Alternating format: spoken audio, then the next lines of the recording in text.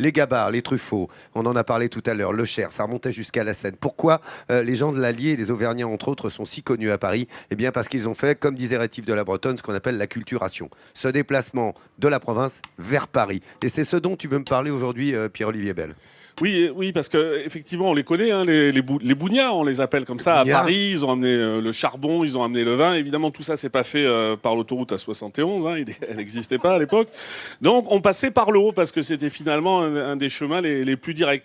Alors, tu l'as dit, Futreau, Gabarre, Sapinière, ça, c'est un peu le nom de tous les bateaux. Et il y a plusieurs associations, mais une qui est assez emblématique ici, qui s'appelle la Chavanée, qui fait revivre vraiment la culture du fleuve.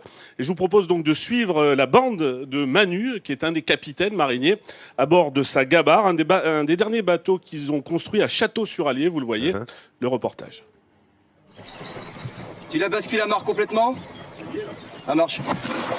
Un navire qui porte bien son nom. Manu, capitaine intemporel, appareil vers Paris. On a un beau vent de galarne, c'est celui qui va nous permettre de remonter la rivière. Alors évidemment, c'est un vent un petit peu froid, mais c'est tout ce qu'il nous faut.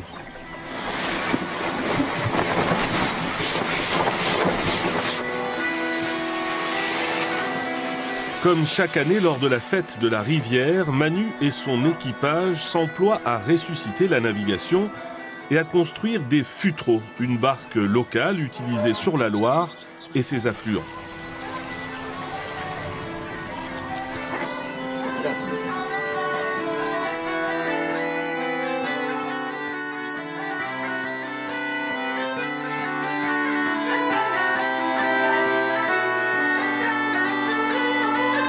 Et pour mieux diffuser cette culture des mariniers de l'Allier, la Chavanée a réveillé les chants de la rivière.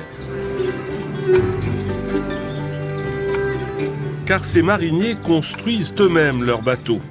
À Château-sur-Allier, ils mobilisent des artisans pour retrouver les gestes d'antan et mettre à flot cette toux cabanée de 12 mètres de long bâtie en sapin et en chêne.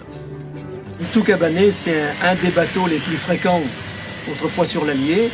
C'est un bateau à fond plat avec un tableau vertical arrière et puis ce qu'on appelle un nez dans le langage des bateliers, c'est-à-dire un avant légèrement relevé.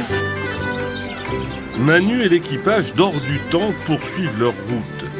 Faire revivre la rivière au rythme des hommes et des saisons est une passion qui se transmet de génération en génération. Moi j'ai commencé, j'étais tout petit avec mon oncle, avec Manu. Et donc au fur et à mesure, j'ai appris les gestes, mais c'est pas facile.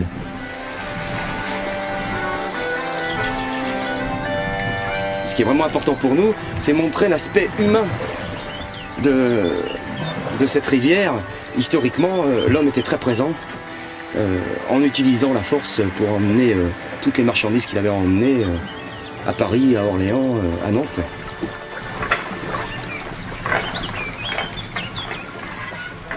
Pierre-Olivier, moi. C'est vraiment magnifique. De l'Allier au Vendée Globe, en plus, parfois, il y a qu'un pas, parce que sur les gabarres, des gabarres à François Gabard, enfin bon, ça je... Hop. Bon, donc, s'approprier la rivière, c'est vraiment l'enjeu pour ces mariniers. Ils se l'approprient pourquoi ? Pour en parler, pour la comprendre, et également pour finalement la préserver. Et il y a un enjeu très important sur l'Allier, c'est celui du saumon. Le saumon sauvage, il a existé longtemps, il existe encore, il y a environ 850 saumons qui ont été comptés au barrage à Vichy, qui est actuellement le lieu en fait où on mesure la vivacité du saumon. Donc c'est quelque chose qui est très important. Et la Chavanée, d'autres associations en moulin, en fait, à la fois préservent, mais à la fois incarne vraiment cet amour de l'Allier, cet amour de cette rivière. Et donc on le voit quand il navigue, je crois que les images ont dit vraiment plus fort que tous les mots qu'on peut employer pour dire cette fusion qu'ils ont avec leur rivière. Écoute, merci beaucoup. La Chavanée, donc c'était ton choix ce matin, Pierre-Olivier. En tout cas, des images qui nous donnent envie effectivement de naviguer, de partir avec eux. Là, c'est vraiment très très agréable.